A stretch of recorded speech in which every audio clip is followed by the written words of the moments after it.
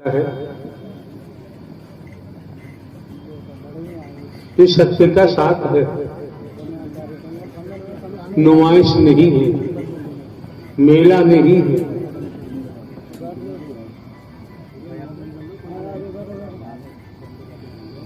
सत्य के साथ में आसन ग्रहण कर बैठेंगे, एक एक शब्द को मन लगा के श्रवण करेंगे, ठीक से सुनेंगे।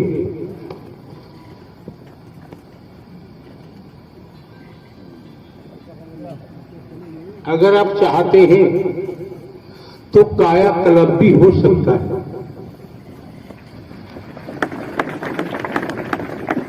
लेकिन हमें कायाकल्प की तरफ ध्यान नहीं देना है। कायाकल्प में ही फंसे रहेंगे तो कर्म के अनुसार कुत्ता कुतिया गधा घोड़ा गाय भैंस कीड़ा मकोड़ा सांप बिच्छू छिपकली बनते रहेंगे। हम जो कहा हमारे द्वारा कहा जा रहा नोट कर लो, ये हकीकत है। न मानो वैदिक काल के वेद ग्रंथ पुराण वेदियां पढ़ के देख लो, और इन शरीरों की मौत तो निश्चित है। ब्रह्मांड में कोई बचा ही नहीं सकता। हमारा कर्तव्य है, हम हर कार्य चौकीदार बन के पूरा करते हैं, और बदले में हम कहीं से कुछ लेते भी नहीं, न कोई दान पात्र होता है। दाएं बाएं आगे पीछे से कहीं से कुछ नहीं लेते। रुपया पैसा वस्तु पदार्थ सोना चांदी कोठी बंगला जमीन जायदाद चमड़ी दमड़ी की हमको आवश्यकता नहीं है। अपनी स्थिति तो हमने आप आने वाले महापुरुषों के सम्मुख सर्जरी करके खोल के रख दिया है। बीते कल भी हमने कहा था, हम हिंदू मुस्लिम सिख ईसाई नहीं है, हम ब्राह्मण क्षत्रिय वैश्य शूद्र नहीं है, हम नन्नारी नहीं, सद्ज्ञान समझेंगे तो। अन्यथा हिंदू मुस्लिम सिख ईसाई ब्राह्मण क्षत्रिय वैश्य शूद्र बन के नन्नारी बन के मरोगे और 84 लाख योनियों की यात्रा करोगे। ये संसार भवसागर है। बिना सद्ज्ञान के नारायण हरि परमात्मा के अलावा आत्म कल्याण ब्रह्मांड में कोई कर ही नहीं सकता है। आपको तो भैया सहज मिल रहा है, सरल मिल रहा है, निःशुल्क मिल रहा है, कोई शुल्क भी नहीं लिया जाता। अरे कुछ न करो, हम पे पुकार मत करो, स्वयं पे तो उपकार करो।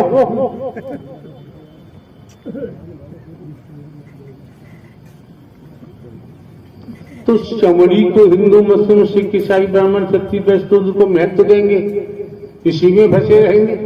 अगर महत्व देना है, स्वयं के आत्मिक स्वरूप को जानो। मैं कौन हूं,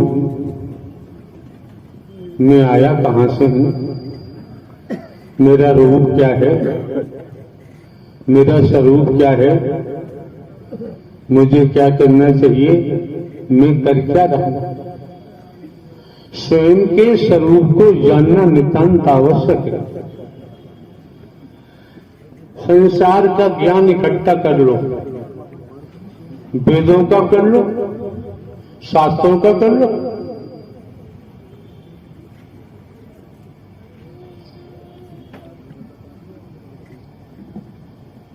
आपकी मर्जी है, कोई दबाव तो है नहीं है। इतना ही समझे आप लोग। करीब दुनियावी कैलेंडर के मुताबिक 22 वर्ष सत्य के पथ पर चलते हुए हमें हो गया। इससे पहले तो हम बेजर कहेंगे नौकरी कर रहे थे। 14-15 वर्ष नौकरी के बाकी थे इंटेलिजेंस ब्यूरो। अपनी मर्जी या दुनियावी किसी शरीरधारी के कहने पर पेंशन नहीं ली है। आप समझ सकते हैं, जब तक शरीर है तो पैसे की जरूरत है। उसके लिए आप जानते हैं 3 कदम पे है, जमीन भी है, पेंशन भी मिलती है, हमारे कोई खर्चे हैं, बाकी व्यवस्था तो सब ये महापुरुष कमेटी बना के करते हैं, इससे हमारा कोई सरोकार नहीं। क्यों? ये महापुरुषों को जो सेवा मिली हुई है, कमेटी जो महापुरुष करते हैं, इनका तन भी खर्च होता है, मन भी होता है, धन भी होता है। एक मायने में जाए तो हमारा है क्या? ये शरीर भी हमारा नहीं है, कर्म भोगने के लिए मिला है। पशुओं के शरीर है, पक्षियों के हैं, कीड़ा मकोड़ा है, सब है क्या? लेकिन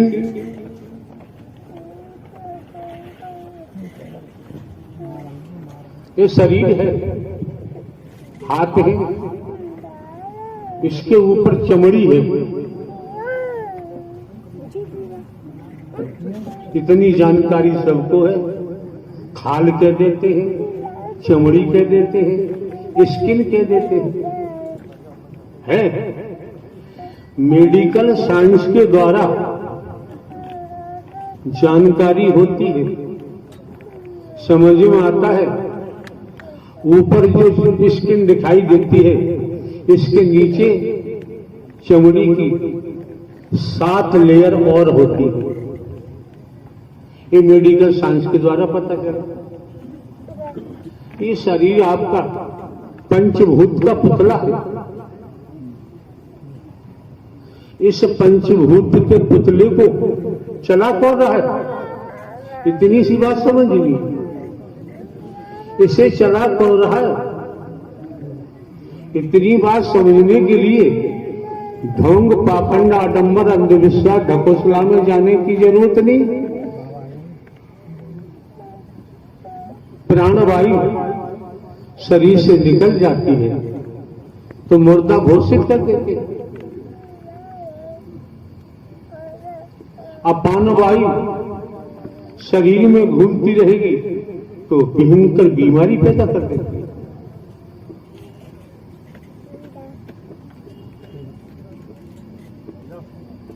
अपान वायु भयंकर वायु तो है जिसे हम आप नकारात्मक और सकारात्मक के रूप से जानते हैं। प्राणवायु सकारात्मक रूप है।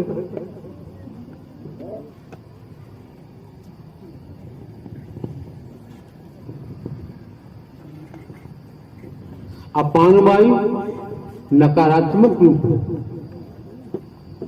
अपान वायु में स्मेल होगी, गंध होगी, बदबू होगी। प्राण वायु में नहीं होता। अगर अपान वायु रुक जाती है तो डॉक्टर के पास जाना ही पड़ेगा, इलाज कराना ही पड़ेगा।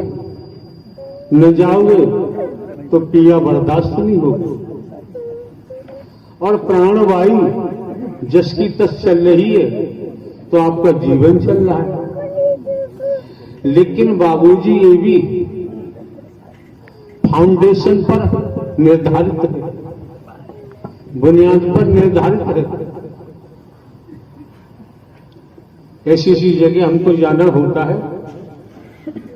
यंग में जवान लड़के, जवान लड़कियां बहुत दिखाई देती काफी तादाद में। अगर वो आज अपने को समझ ले कि मैं कौन हूं, मैं आया कहां से हूं, मेरा रूप क्या है, मेरा स्वरूप क्या है, मुझे क्या करना चाहिए, मैं कर क्या रहा हूं, अगर ये समझ ले तो बाबूजी खेती बाड़ी करते हुए, विद्या अध्ययन करते हुए नौकरी करते हुए, व्यापार करते हुए, मजदूरी करते हुए हम जीवन को सार्थक बना सकते हैं, लेकिन इतना सस्ता नहीं है। किसी भी विद्यार्थी से पूछो कि आपने एमए कितने वर्षों में किया, तो बताएगा 16 वर्ष में हुआ, फिलअप हो गए 18 वर्ष में। अब पूछा जाए कि 16 वर्षों में धन कितना खर्च हुआ। दुनिया के किसी क्षेत्र में जाओ जहां धन की आवश्यकता है, वहां धन तो चाहिए, हर किसी को चाहिए। हर कोई धनवान बनना चाहता है, बलवान बनना चाहता है, कुटुंबान बनना चाहता है, मेहरबान बनना चाहता है, ऐश्वर्य चाहता है, मान बढ़ाई चाहता है, हर कोई। लेकिन हर किसी को प्राप्ति नहीं हो पाती। जिस दुनिया में आप रहते हैं, ग्रामीण अंचलों में रहते हैं, कस्बों में, शहरों में, नगरों में, महानगरों में रहते हैं, हर कोई चाहता है तुम्हें धनवान बनना। मील हो मेरे, कारखाने हो, मेरी बैंकें हो, मैं हवाई जहाज वाला बन जाऊं। चाहते सभी हैं, लेकिन जो हमने समझा है, जो हमारे ऊपर बीतती है, उसी के आधार पर हम कुछ कह सकते हैं। संस्कार, अतीत से वर्तमान, वर्तमान से भविष्य। कर्म से ही दुर्भाग्य बनता है। कौन से कर्म किए उससे दुर्भाग्य बनता है, कौन से कर्म ऐसे जिससे सौभाग्य बनता है। कर्मों से ही संस्कार बनता है। हमने तो कभी नहीं सोचा था, जब से हमने होश संभाला है, 18.25 साल की आयु से हम बाहर निकल गए। बचपन में खेती बाड़ी भाग दौड़ के थोड़ी बहुत पढ़ाई लिखाई, 14 माह ट्रेनिंग करने के बाद पोस्टिंग हुई, फॉर्म भरते रहे, पढ़ाई करते रहे। 21 साल लगातार जुडिशरी न्यायालय में, स्पेशल जज डकैती, स्पेशल जज नार्कोटिक, स्पेशल जज ईसीएस, डिस्ट्रिक्ट जज कोर्टों में काम किया, लिखा पढ़ा, प्रमोशन हुआ, इंटेलिजेंस ब्यूरो गए। अभी 14-15 वर्ष बाकी थे नौकरी। हमने ये कभी नहीं सोचा, हर किसी की जैसी सोच रही होगी, कि हम एक हरकारा चौकीदार बनकर निःशुल्क संत महात्मा महापुरुषों की सेवा करने का मौका मिलेगा। ये हमने कभी नहीं सोचा था। आज भी हम एक हरकारा चौकीदार बनकर निःशुल्क निस्वार्थ संत महात्मा महापुरुषों की सेवा में लगे हुए। अब इस बात को आप कहें कि आपका पड़ोसी समझ जाए, असंभव। रिश्तेदार आपके समझ जाए, असंभव। जिसका संस्कार होगा वो जरूर समझ जाएगा, उसको समझ अवश्य ही आ जाएगा। संस्कार रहिए, मिश्री मिला के दूध पिलाते रहो। कुमार घी है, उससे मिश्री मिला हुआ दूध लगेगा, इसमें विष मिला हुआ मैं नहीं पीता। जिसका हृदय साफ है, मन मंदिर साफ है, जिसकी सोच अच्छी है, जिसकी सोसाइटी बढ़िया है, जिसका कर्म अच्छा है, उसके मन में विकार नहीं आएगा। उसके पास कुबुद्धि नाम की चीज नहीं है। कितने ही पढ़े लिखे हैं, हाई फाई पद है, धन है, आप समझ सकते हैं बुद्धि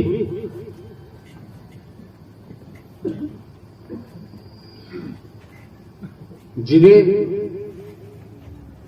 संत विदुर के नाम से जानते हैं। द्वापर का लेख कहता है महाभारत,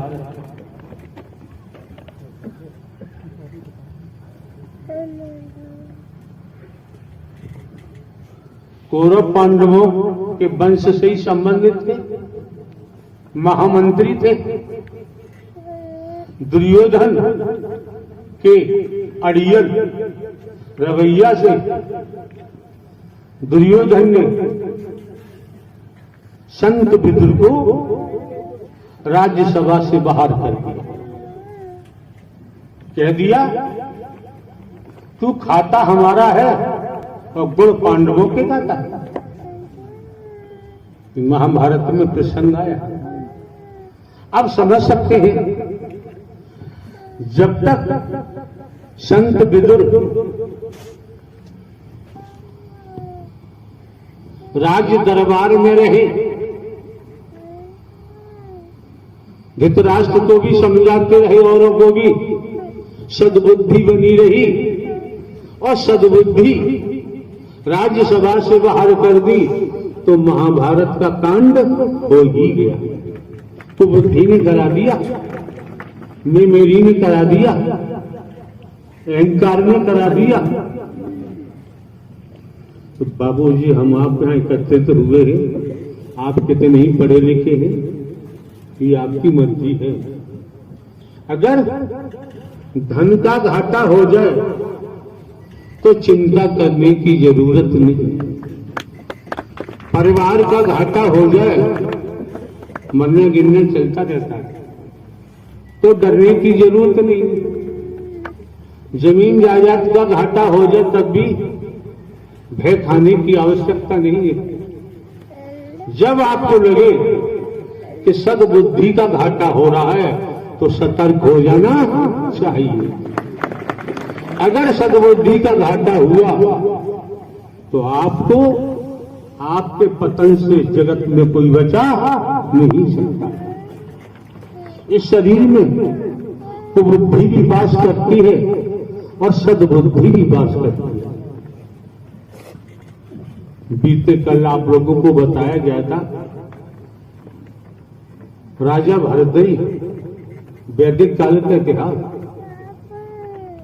रानियों को छोड़ा, राजकुमारों को छोड़ा, राजकुमारियों को छोड़ा, राजपद को छोड़ा, कश्मीर से लेकर कन्याकुमारी तक राज्य था, राज्य सब छोड़ दिया, गोरखनाथ के चरणों में चले गए।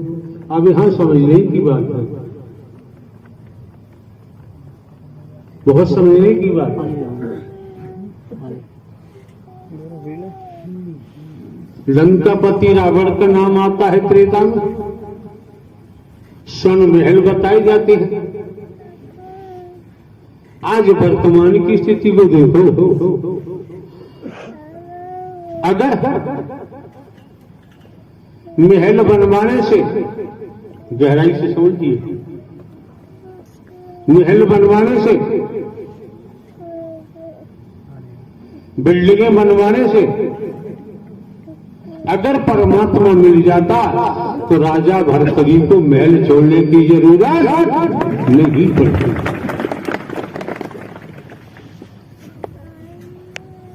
परमात्मा कहां मिलेगा? परमात्मा वैराग्य में मिलेगा। वो कोई चाहता नहीं। हाथ के सच्चे हैं, लंगोट के पक्के हैं, इनका सत्यत्व बरकरार है, ईमानदारी निष्ठा है, विश्वास पात्र वफादार हैं, तब जाके कहीं समर्पण कर सकते हैं। समर्पण करेंगे, वैराग्य मिलेगा जब ही दर्शन और वचन के महत्व को समझ सकते हैं। इससे पहले समझना संभव क्यों? इससे पहले हमने मोह को बसाया है, इससे पहले हमने ममता को बसाया है, लोभ को बसाया है, कंचन कामनी हमारे रोम रोम में बसा हुआ है। हमने अहंकार को पानी पिलाया है, हमने काम वासनाओं को जगह दी है, हमारे रोम रोम में ही से बसा हुआ है। ये बाबूजी, आप आपकी बहन बेटियां ढंग से सुने, ये ऐसा रोग है, ये रोग संसार को लगा हुआ है, ये रोग साधु संत महात्मा को भी लगा हुआ है। इस रोग से ध्यान पूर्वक देखे, संसार में कोई बचा हुआ नहीं। ये रोग समस्त तनधारियों को लगा हुआ है, ये रोग नवचर को लगा हुआ है, ये रोग भूचर वासियों को लगा हुआ है, ये रोग पाताल वासियों को लगा हुआ है, ये रोग आत्मज्ञानी को नहीं लगता है, और उसी का भव से बेड़ा पार हो जाता है। संतों की महात्माओं की कहावत भी है,